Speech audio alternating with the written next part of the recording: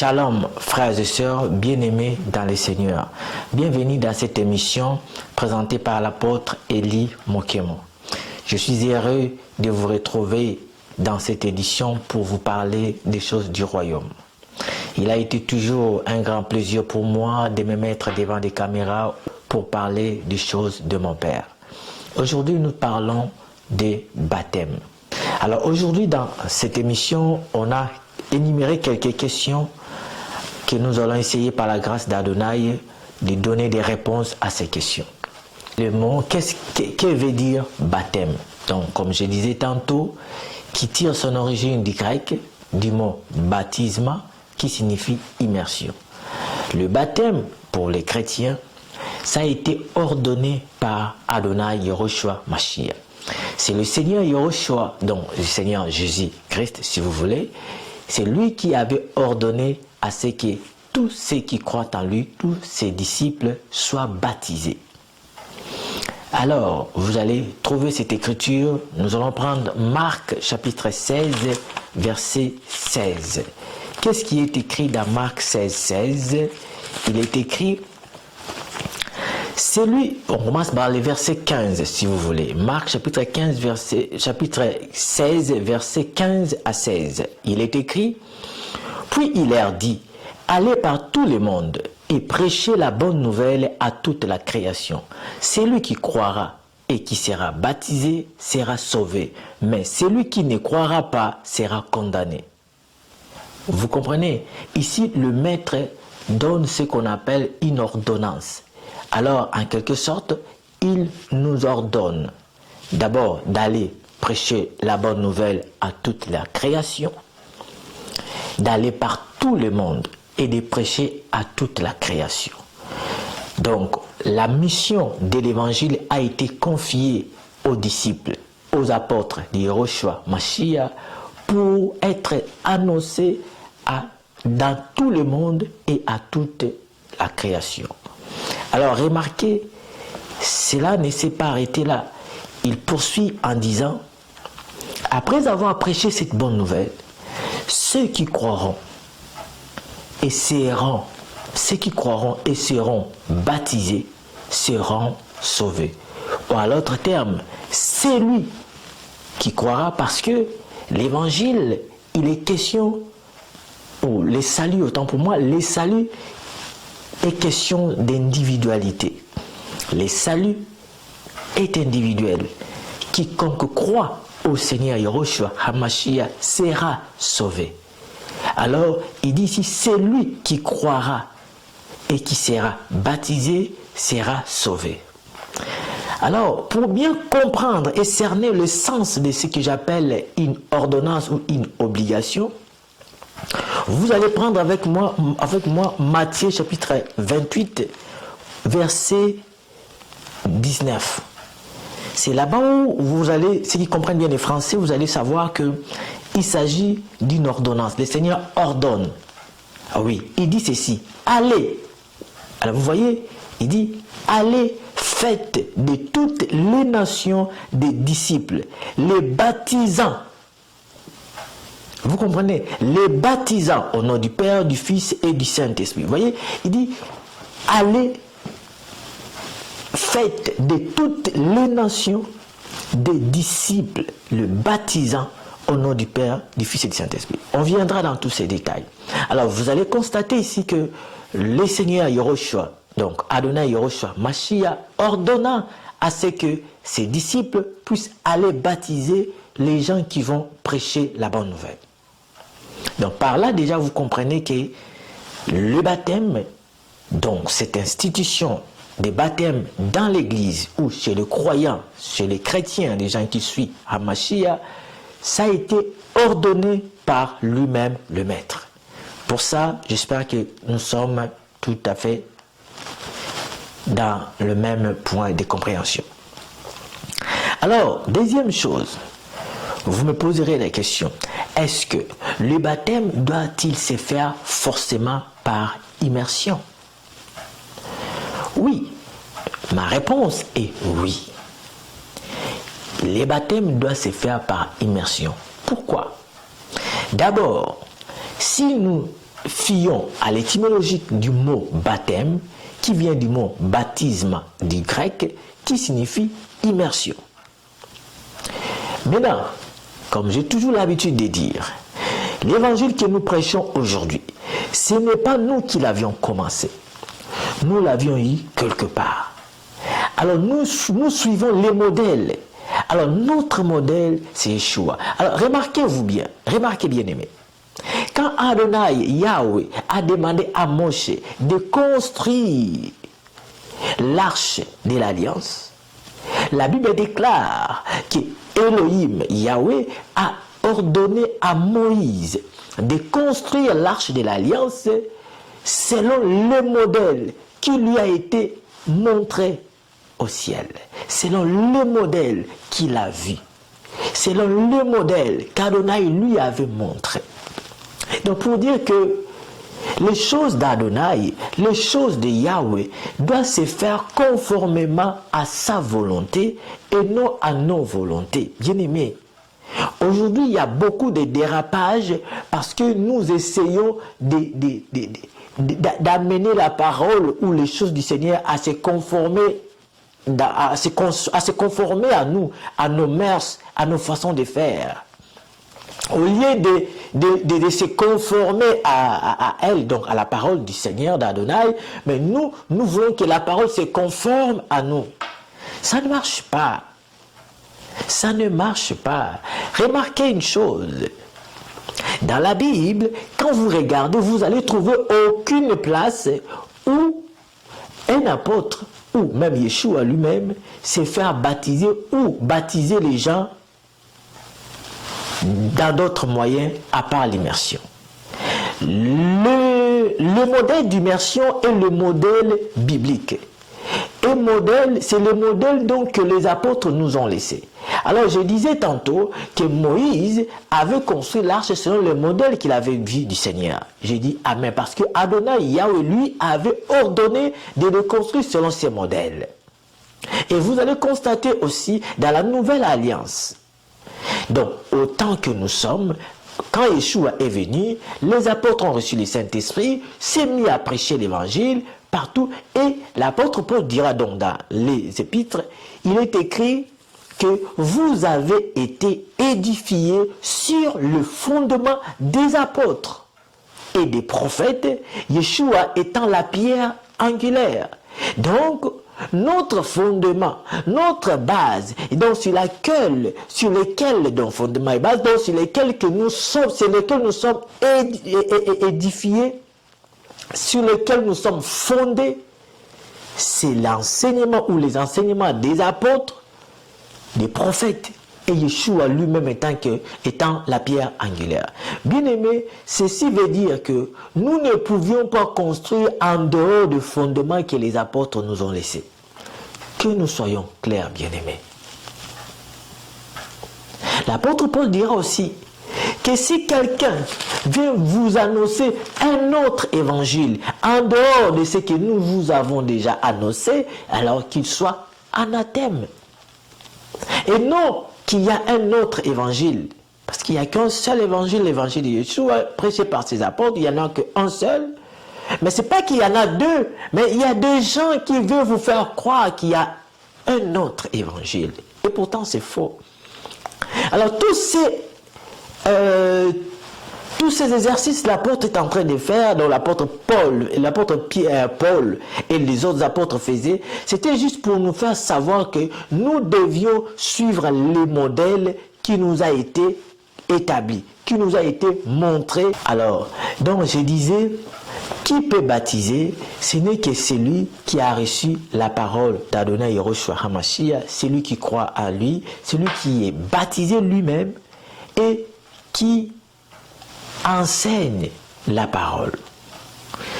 Parce que si tu n'enseignes pas la parole, si toi-même tu n'as pas été baptisé, tu ne crois pas au Seigneur Yeshua, alors tu ne peux pas prétendre aller baptiser un frère ou une sœur qui vient de croire. Oui, c'est clair. Parce que dans une assemblée, il peut y avoir certains bergers qui ne sont pas encore ordonnés entre guillemets, dans les rangs des ministres de la parole, mais ces gens-là peuvent aussi aller baptiser étant des bergers. Parce que, étant des bergers ou étant des anciens, voilà. Un ancien aussi qui est baptisé lui-même, qui est baptisé et qui croit à la parole, qui est enseigné et qui enseigne la parole du Seigneur, celui-ci peut aller baptiser aussi les gens. Alors, ne te laisse pas faire baptiser par n'importe qui, bien que le baptême n'est qu'un symbole, mais attention, ça dépend aussi qui les fera ou qui va les faire. On a vu dans les Écritures, ce n'était pas n'importe qui pouvait baptiser les gens. C'est très important. Alors, autre question, c'était quoi? C'était qui peut être maintenant baptisé? C'est vrai, nous avions vu que qui peut baptiser? On a dit c'est le ministre de la parole ou les anciens des églises peuvent baptiser. Pourquoi? C'est parce que c'est des gens, d'abord un, qui eux-mêmes ont crié à la parole, ont été baptisés, et de trois, ces gens-là ont la capacité d'enseigner ou de prêcher la parole. Car ce sont des choses qui nous est ordonnées avant de baptiser quelqu'un. De prêcher l'évangile, ceux qui croient, et de les baptiser. Mais au préalable, toi-même, tu devais être baptisé. Alors, qui peut être baptisé? C'est la question numéro 3. La personne qui peut être baptisée, c'est celui qui croit à la parole du Seigneur. Après avoir entendu la parole d'Adonai, la personne peut se faire baptiser. Oui, peut se faire baptiser. Dès lors déjà on t'a annoncé l'évangile du Seigneur, du salut, tu crois en cette parole, tu peux aller se faire baptiser. On va prendre l'exemple de l'eunuque éthiopien. Cet homme qui, on l'avait parlé de la parole d'Adonai et de Yehoshua à travers Philippe, il va dire que il va manifester cette volonté de se faire baptiser. Je suis dans Actes chapitre 8, au verset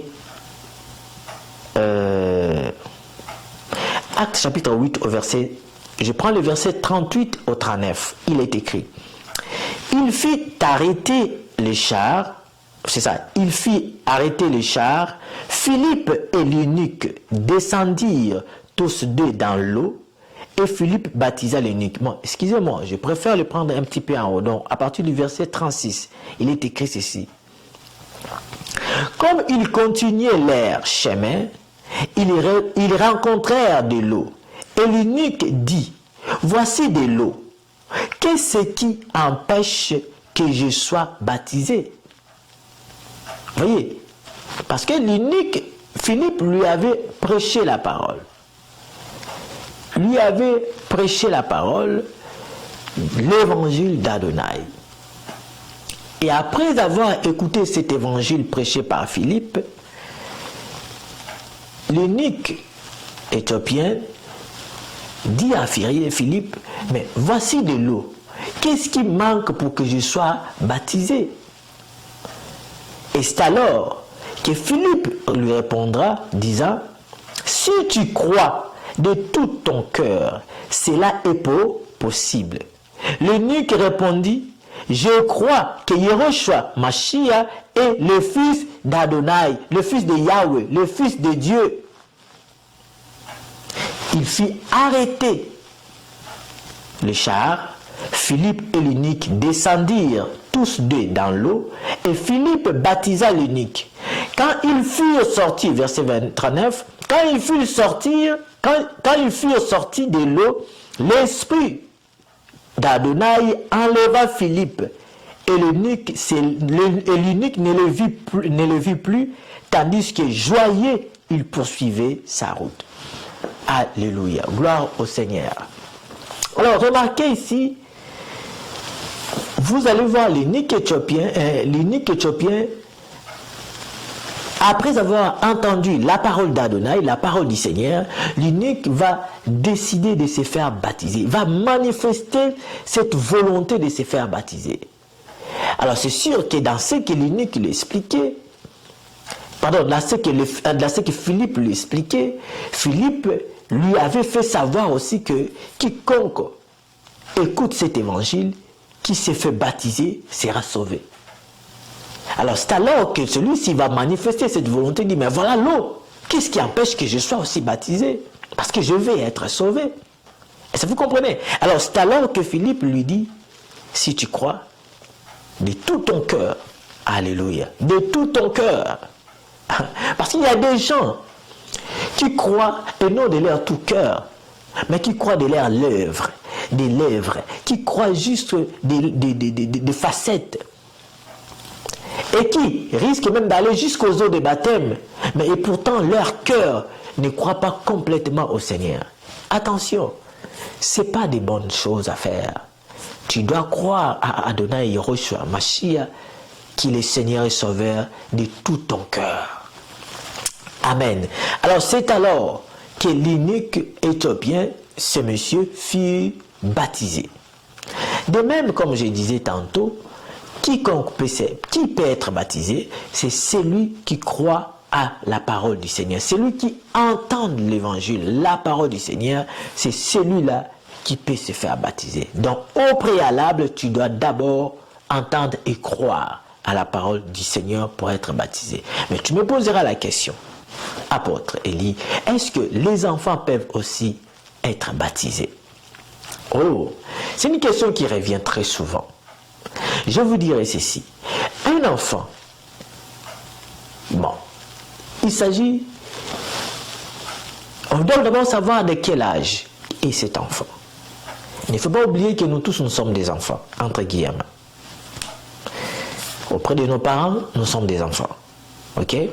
Mais je comprends que ce n'est pas dans ce sens-là. C'est juste pour vous rappeler quelque chose. Maintenant, quand on dit un enfant, dans d'autres pays, on dit celui qui est encore mineur, ainsi de suite. Un enfant de 13 ans, de 12 ans, de 15 ans, on l'appelle toujours enfant. Mais il a l'âge de comprendre. Quand tu as 15 ans, quand tu as 12 ans, quand tu as 13 ans, tu as encore l'âge de comprendre. Tu peux comprendre les choses. Tu peux prendre certaines décisions. Oui, c'est vrai devant la loi. Il y a certains pays qui tranchent, qui disent qu'à partir de tel âge, tu ne peux pas faire telle chose. À partir de tel âge, tu peux le faire. Par exemple, il y a d'autres qui disent qu'à partir de 16 ans, tu peux obtenir un permis de conduire. D'autres pays ont dit non, à partir de 18 ans seulement. Il y a d'autres pays qui considèrent que quelqu'un est majeur et adulte à partir de 18 ans. Il y a d'autres aussi qui pensent que bon, il y a certaines choses pour le faire, il faut justement avoir 20 ans ou alors il faut à partir de 16 ans. Bref, ce que je vais dire ici, c'est quoi? Parce que nous regardons l'âge de l'enfant. L'enfant a-t-il l'âge de compréhension? A-t-il l'âge de maturité? Souvenez-vous quand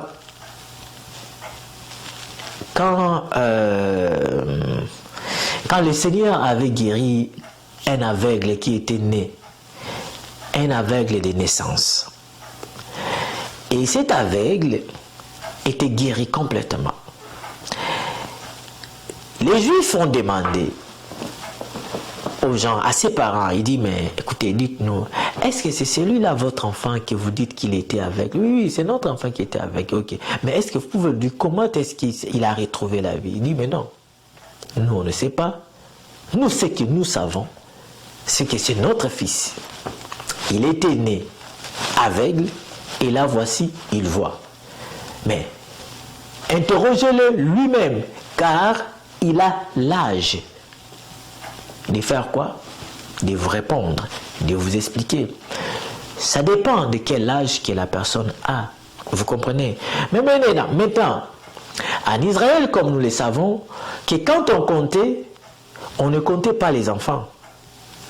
Et les femmes, on ne les comptait pas. Quand on comptait, on faisait le dénombrement, beaucoup plus c'était les hommes qu'on comptait et les hommes qui avaient un certain âge.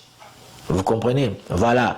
Ceci veut dire que vous allez comprendre dans certains endroits quand on vous dit telle personne a crié au Seigneur et toute sa maison furent baptisés. Cela ne veut pas dire que même ses enfants, ses bébés, s'il avait des bébés de 2 ans, ces bébés-là aussi étaient baptisés. Ça, c'est ce que la religion veut nous faire croire. Mais non.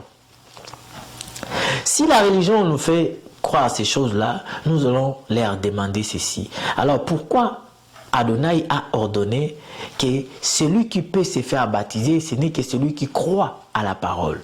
Celui qui entend la parole et croit à cette parole. C'est celui-là qui peut être baptisé. Si tu ne crois pas, tu ne peux pas être baptisé. Or, qui peut croire? C'est celui qui entend la parole et qui décide de suivre cette voie.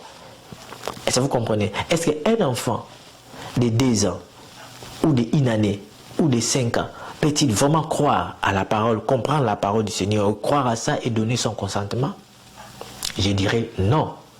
C'est par là que vous comprendrez que déjà la base des recommandations d'Adonai est biaisée. Quand quelqu'un fait baptiser des enfants qui n'ont pas l'âge de compréhension. Alors, j'aimerais beaucoup plus qu'on parle à l'âge. Parce que vous allez comprendre, pardon, je n'aimerais pas qu'on regarde plus l'âge, mais qu'on regarde beaucoup plus la compréhension, la maturité. Alors, vous savez qu'à l'époque, par exemple, nos mamans furent allées au mariage, certains à l'âge de 12 ans, d'autres à l'âge de 15 ans. Ah oui, comme moi, je sais que ma mère, on l'avait épousée, elle avait 12 ans. Est-ce que vous comprenez? Donc, certaines choses, vous allez me dire que l'enfant, oui, 12 ans, oui, elle était déjà une femme, on l'avait épousée. Donc, c'est quelqu'un qui a 12 ans peut se faire baptiser sans problème, à condition qu'il croit à la parole du Seigneur. Amen. Donc, baptiser les enfants, je trouve que c'est un modèle qui vient de la religion. Ça n'a rien à voir avec la parole du Seigneur. Donc, qu'on soit d'accord, qu'on soit déjà d'accord sur ce point. D'autres questions, on disait, comment se déroule la cérémonie de baptême? Oui, c'est un point très capital aussi. C'est là où je vous ramènerai dans les recommandations d'Adonai, ainsi que dans les modèles que nous avions trouvés. Nous avons vu dans les Écritures, il y a un seul modèle, le modèle dont que les apôtres furent baptisés. En commençant par lui-même, le Seigneur Yahushua HaMashiach, il fut baptisé par Jean dans l'eau des Jourdain. C'était l'eau qui coulait, l'eau des Jourdain. Alors, vous me posez la question, comment se passe la cérémonie des baptêmes? Mais là, cette cérémonie, ça se passe dans l'eau qui coule. Dans l'eau. Couler ou pas couler, mais dans l'eau qui est l'eau naturelle, dans l'eau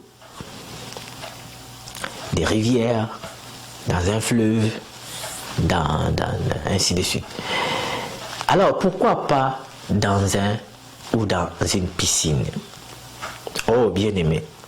Aujourd'hui, quelqu'un va te dire, le baptême vient du mot baptisme qui signifie immersion.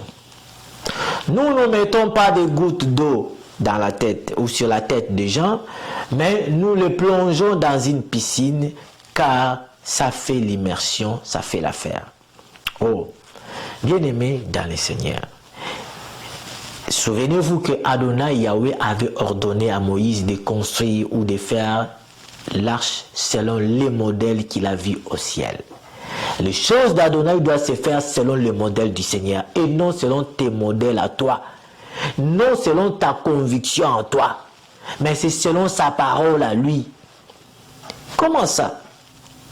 Toi, on te laisse comme gardien de la femme d'autrui, tu commences à imposer tes désirs, tes fantasmes chez la femme d'autrui. Ça ne marche pas. L'Église, les croyants qui croient en Yahushua Mashiach sont sa femme. J'ai dit sont sa femme. Oui, ce sont ses femmes si vous voulez, mais j'ai dit sa femme parce que nous formons tous une seule femme, une seule épouse. Vous comprenez? Oui. Alors, les bergers que nous sommes que comme des eunuques qui entretiennent les femmes ou la femme du roi. Alors nous, en tant que ceux qui entretiennent la femme du roi, nous devions disposer que des choses que le roi nous a remis, nous a donné pour sa femme. Nous devons faire des choses que pour nous devons faire des choses que selon la volonté ou le modèle du roi. Quand toi, tu décides de commencer à baptiser les gens dans une piscine, tu donnes la raison parce que tu regardes, si tu vas dans des endroits où il n'y a pas l'eau, il y a ceci, là, toutes les raisons que tu vas donner là, c'est bon. Mais bien aimé, si tu ne veux pas avoir des problèmes, retourne à la source, retourne à la parole. À l'époque de Yeshua, si vous prenez dans Jean, chapitre 5, vous allez trouver qu'il y avait des piscines. Il y avait des piscines à cette époque. Les piscines n'ont pas commencé aujourd'hui, frère. Ça a commencé depuis l'époque de Yeshua. Il y avait plusieurs piscines. Vous savez, il y avait des piscines de Siloé, piscines de Bethesda. Il y avait plusieurs piscines. Mais pourquoi Yeshua n'allait pas baptiser les gens dans cette piscine, ni Jean-Baptiste, ni ses disciples? Pourquoi seulement aujourd'hui, toi, dans ton temps, tu t'es dit apôtre, prophète, pasteur, diacre, ancien, tu pars baptiser les gens dans une piscine sous quel argument? Sous quel modèle? Donnez-nous même un seul modèle de quelqu'un qui a été baptisé dans une piscine. Si vous prenez Jean chapitre 5, au verset Jean chapitre 5, il est écrit Jean chapitre 5,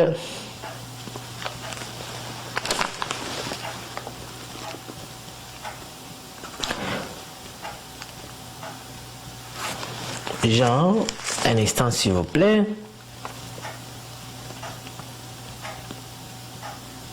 Jean chapitre 5, verset 2. Or, à Jérusalem, près de la porte des brebis, il y avait une piscine qui s'appelait en hébreu Bethesda, qui a 5 portiques. Il y avait une piscine. Il y avait une piscine appelée Bethesda. Il y avait aussi d'autres piscines qui étaient comme des réservoirs de Siloé. Et d'autres piscines. Donc remarquez, à l'époque il y avait des piscines, mais aucun apôtre est allé baptiser quelqu'un dans cette piscine. Aucun disciple, ni même lui-même Yeshua, Mashiach. Donc pour dire, l'idéologie de baptême sort de la piscine, ne sort pas de la piscine, mais ça vient de l'eau naturelle qui coule. Ça vient de l'eau qui coule. Donc, je recommanderais aux bien-aimés d'aller se faire baptiser dans l'eau qui coule et non dans une piscine. C'est très important. Alors, dans toute chose, je te demanderai quel est ton modèle. Oui, quel est ton modèle? Je me rappelle que à l'époque où certaines autorités s'étaient converties en christianisme par l'intermédiaire de l'Église catholique, ils s'étaient mis à baptiser les gens, et même d'autres papes s'étaient mis à baptiser les gens avec ce système parce qu'ils trouvaient qu'aller dans des rivières, c'était des exercices compliqués parfois pour eux.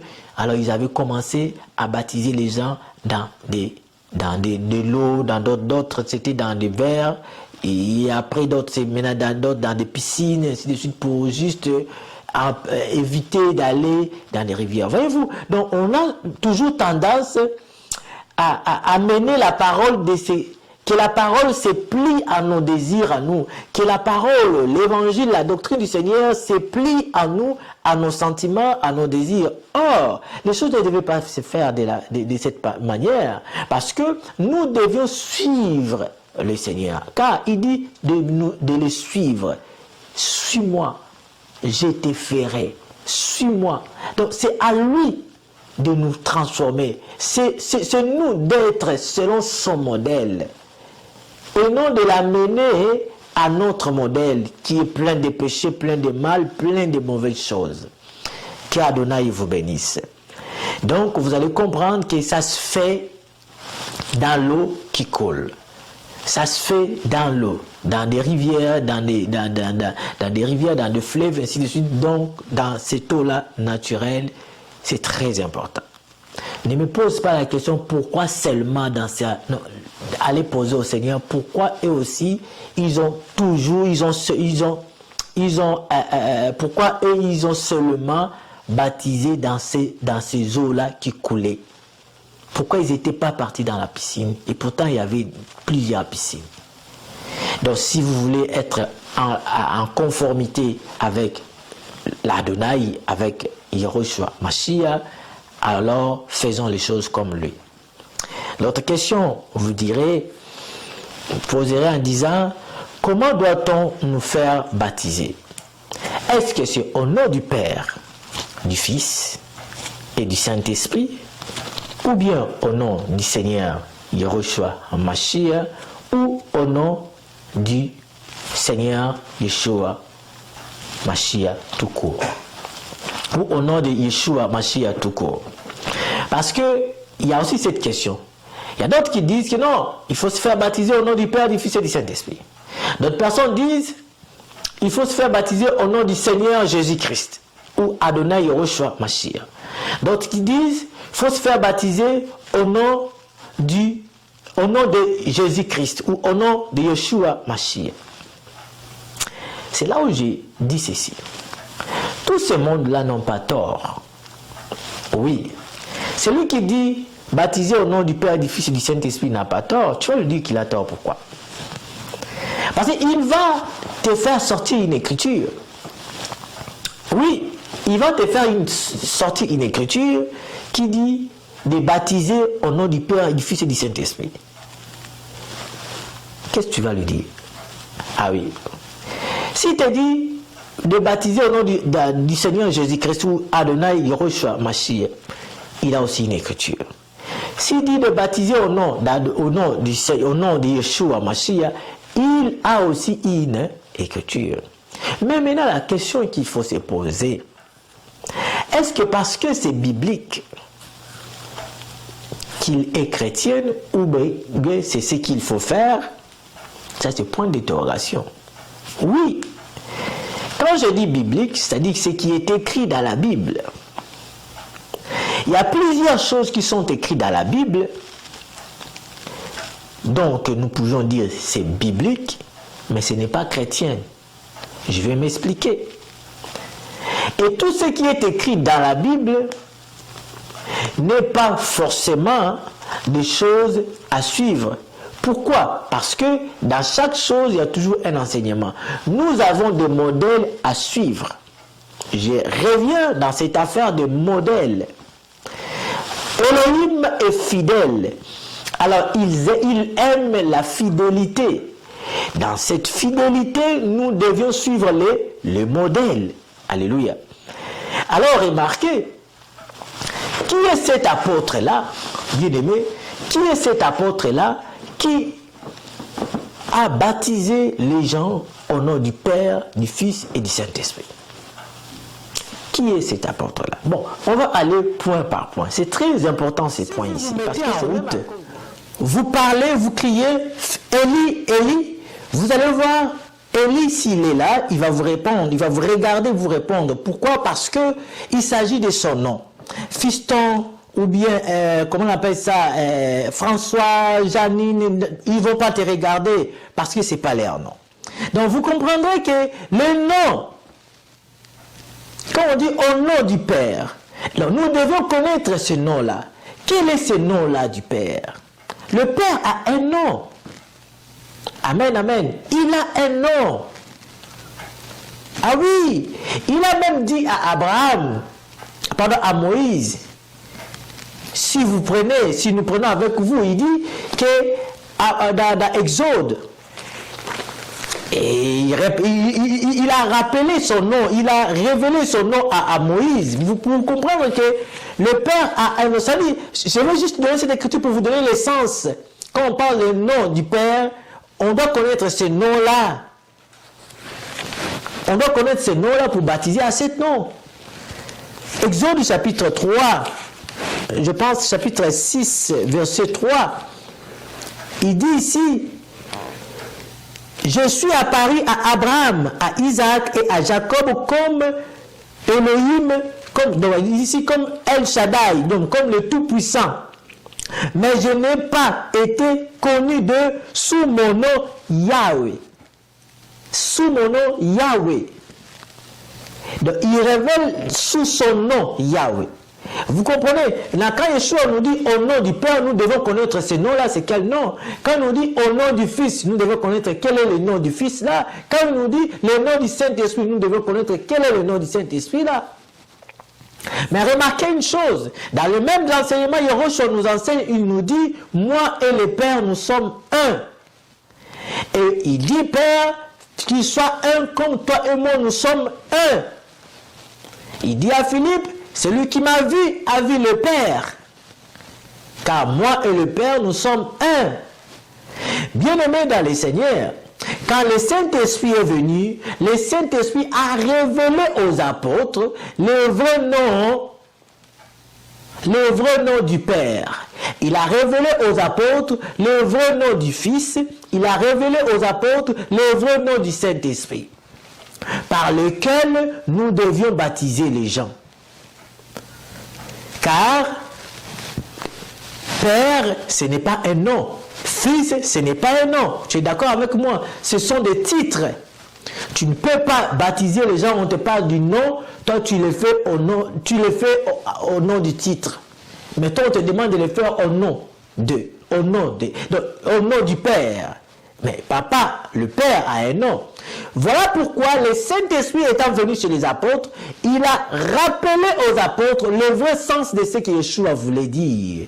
Il a rappelé aux apôtres l'enseignement que Yeshua les avait enseigné. Ce qu'ils ne comprenaient pas, le Saint-Esprit les a rappelés à le comprendre. Parce qu'il était question maintenant de mettre des bases pour que quiconque viendra après suive ce modèle. Il est question de modèle. Il a dit à ses disciples, je parle en parabole pour que les autres entendent mais qui ne comprennent pas, qu'ils regardent mais qui ne voient pas, pour accomplir ce qu'avait prophétisé le prophète Ésaïe. Alléluia. Donc c'est là. Même les apôtres eux-mêmes ne comprenaient pas certaines choses que Adonai les avait annoncées. Jusqu'à un certain moment, il dit, oh, là maintenant tu ne parles plus en parabole. Nous comprenons mieux maintenant ce que tu dis. Cela veut dire que ce qu'il a aussi dit avant là, ils n'avaient pas compris ça. Mais il fallait que le Saint-Esprit vienne pour qu'ils comprennent maintenant le vrai sens de certaines choses qu'il les a même déjà annoncées, qui étaient soit en parabole ou soit c'était dur et difficile à comprendre. Alléluia. Quand le Saint-Esprit était venu, ils ont compris le message du Seigneur et ils s'est mis à prêcher selon ce que le Saint-Esprit leur avait annoncé. Qu'Adonai vous bénisse. Alors vous comprendrez ici avec moi que baptiser au nom du Seigneur Yehoshua HaMashiach ou bien au nom de Yehoshua HaMashiach, ça c'est pareil. Ça on ne peut même pas rentrer dans un débat là au nom du Seigneur, non. Adonai, c'est aussi un titre. C'est un titre. Seigneur, c'est un titre. Il y a un titre de révérence. C'est un titre. Ce n'est pas un nom, bien-aimé. Si vous voulez aller encore dans ce débat-là, c'est que vous êtes pareil que ceux qui disent au nom du Père, du Fils et du Saint-Esprit. Parce que Seigneur, c'est un titre. Donc, il s'agit de Yehoshua HaMashiach. C'est à ce nom que nous devions nous faire baptiser. Alors, si ton baptême n'a pas été fait au nom de Adonai Yehoshua HaMashiach, sache que tu as un souci. Oui, je suis franc à te dire, tu as un souci. Parce que le baptême doit se faire au nom de Yehoshua HaMashiach. Pas au nom du Père, car le Père, ce n'est pas un nom. Au moins que tu me dises aujourd'hui que le Père, c'est un nom. Le Père, ce n'est pas un nom propre d'une personne. C'est un titre que les gens possèdent quand ils engendrent. Quand ils engendrent quelqu'un ou... voilà, c'est ça. Donc, j'espère que j'ai répondu à cette question. C'est au nom d'Adonai Yehoshua HaMashiach ou au nom de Yehoshua Mashiach. Ça, c'est pareil, il n'y a pas de souci. Tant qu'il y a Yehoshua HaMashiach, c'est correct. Alors quelqu'un d'autre disait, baptisé alors maintenant au nom de Jésus-Christ ou au nom de Yahushua HaMashiach. Tu es conscient, bien-aimé, que le nom de Jésus-Christ, ça a été traduit comme ça, c'est en français, c'est une traduction française. Hein? Si on veut être dur encore, ça serait encore plus loin. Parce que on devait retourner au nom tel qu'on les appelait à l'époque des apôtres. Voyez-vous, mais ça, ce n'est pas les débats. Parce que nous voyons Adonai faire des miracles même à ceux-là qui l'invoquent au nom de Jésus-Christ ou au nom de Yahushua HaMashiach. Je pense que beaucoup plus la foi que nous avons en lui et nous comprenons de qui il s'agit-il. Mais ce n'est pas pareil pour celui qui dit Père ou celui qui dit Fils. Alléluia. Et la dernière question, ça serait, comme on m'avait dit, un croyant, donc un chrétien qui meurt sans être baptisé, va-t-il en enfer ou au paradis? Bien-aimés, soyons sérieux. J'ai dit encore, nous regardons le modèle, ce qui est écrit, et nous le suivrons. D'après les Écritures, est-ce que pour, je voulais dire, le baptême, c'est un symbole très important, oui, mais ne veut pas dire celui qui n'est pas baptisé pour une raison X ou Y, il n'ira pas au ciel ou il ne sera pas sauvé. Non. La première chose à faire, c'est de croire au Seigneur Yahushua comme Seigneur, comme Adonai et Sauveur, de le suivre et de se faire baptiser si l'occasion se présente. Mais en attendant cette occasion, si Adonai vient, cela ne veut pas dire que tu vas rester. Parce que nous voyons l'exemple de ces voleurs qui étaient à côté de Yahushua HaMashiach le jour de sa mort. Ce voleur a cru au Seigneur. Il a cru à la parole du Seigneur. Il a cru en lui. Quand il a cru au Seigneur, Yahushua lui a promis d'être avec lui au paradis. Notre Père est juste. S'il avait promis à ces voleurs qui étaient repentis, qui a cru au Seigneur, qui a reconnu le mal qu'ils ont fait, et il demandait au Seigneur de se souvenir de lui, de ne pas le laisser, à d'autres termes, de le sauver. Imaginez-vous, vous êtes tous cloués, presque à demi-nus ou nus, parce que l'expression, c'était nu. Ils étaient nus, crucifiés. Mais lui parvenait à croire que Yeshua pouvait faire quelque chose pour lui. Quelle foi! Amen. Donc c'est comme ça. Yahushua lui promet le paradis. Mais cet homme, on n'a pas vu comment il était baptisé, comment il était parti dans l'eau de baptême pour se faire baptiser. Non. Mais ils furent sauvés. Est-ce que vous comprenez? Donc, c'est comme je dis, on y va avec l'image, avec le modèle. Mais le modèle, donc, la recommandation du Seigneur, c'est de se faire baptiser. Mais s'il arrive que tu crois aujourd'hui et que demain, Yahushua revient, alors cela ne veut pas dire que tu ne seras pas sauvé, non. Tu dois croire et tu seras sauvé. Mais aussi, c'est mauvais pour ceux-là qui ont cru, mais qui ne veulent pas se faire baptiser. Ça démontre que tu refuses de témoigner ta foi devant les hommes et devant le Seigneur. Parce que le baptême est aussi un signe, donc un acte que nous manifestons notre foi, nous confessons notre foi, notre appartenance à Yahushua HaMashiach devant les hommes et devant Adonai, devant Yahweh. Donc c'est très important, bien-aimés frères et sœurs, de comprendre que nous devions nous se faire baptiser. Pour ceux-là qui sont mal baptisés, oui, il y a des gens qui sont mal baptisés, qui sont baptisés au nom du Père, du Fils et du Saint-Esprit. Vous devez changer vos baptêmes. Allez-y vous faire baptiser au nom d'Adonai Yahushua HaMashiach ou au nom du Seigneur Jésus-Christ ou au nom de Jésus-Christ. Allez-y vous faire baptiser pour que vous soyez sauvés, pour que votre marche, pour que vous respectiez la parole d'Adonai. C'est ça, j'aimerais même dire ça comme ça. Parce qu'on a vu qu'il y a d'autres aussi qui croient et qui ne sont pas baptisés, qui peuvent être sauvés. Ce n'est pas parce qu'ils ne sont pas baptisés qui ne seront pas sauvés. Mais celui qui a cru, mais qui refuse de se faire baptiser, là vous comprenez que c'est un incrédule, qui refuse de croire à la parole d'Adonai. Ça c'est dangereux, car le baptême c'est une ordonnance. Adonai Yehoshua a ordonné c'est que les croyants soient baptisés. Je dis Amen. Et pour revenir un petit peu pour ce que j'ai parlé dans le baptême au nom du Père, du Fils et du Saint-Esprit, parce qu'il y a beaucoup de gens qui disent « Oh, c'est écrit dans la Bible, voilà, il va te donner une écriture comme ça. » Je vais ainsi vous expliquer un peu la marche, comment est-ce que vous pouvez comprendre ces choses et savoir quoi faire. Donc, c'est clair. Regardez bien aimé, tout ce qui est écrit dans la Bible ne veut pas dire c'est ça, c'est que nous devions suivre noir sur blanc. Hein? Attention là, voilà pourquoi on dit c'est pas pour les enfants de se tenir, de tenir la Bible et de prêcher les gens. C'est pas aux enfants, c'est aux matures, aux gens formés, bien formés, à ceux qui sont solides. Tu vas lire dans la Bible, tu vas trouver quelque part un prophète qui marchait nu carrément. Alors, il y a des gens qui ont pris cette écriture pour commencer à aller prier nu, en disant comme Adam et Ève priaient aussi nu, et Elohim les écoutait, alors il faut prier aussi nu. Ils ont pris ça comme doctrine, ils commencent à prier nu. Est-ce que c'est logique d'après toi? Mais pourtant, c'est écrit dans la Bible. Est-ce que parce que tu as vu Adam et Ève marcher nu, toi aussi tu commences à marcher nu?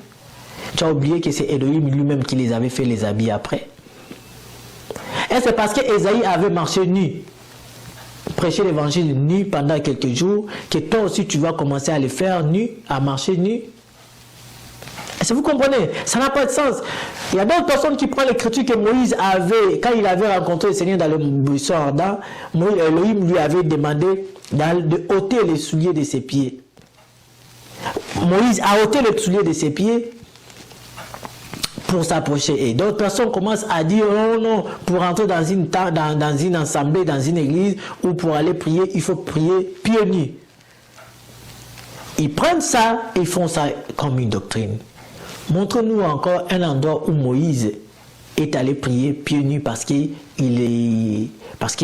s'est soulevé, parce que dans Horeb, on l'avait dit d'enlever ses souliers. Vous comprenez? Tu vas trouver ces choses, c'est biblique. Mais ce n'est pas du tout doctrinal ni chrétienne. C'est comme, je voulais dire d'autres choses, mais je préfère vous garder ça pour d'autres émissions.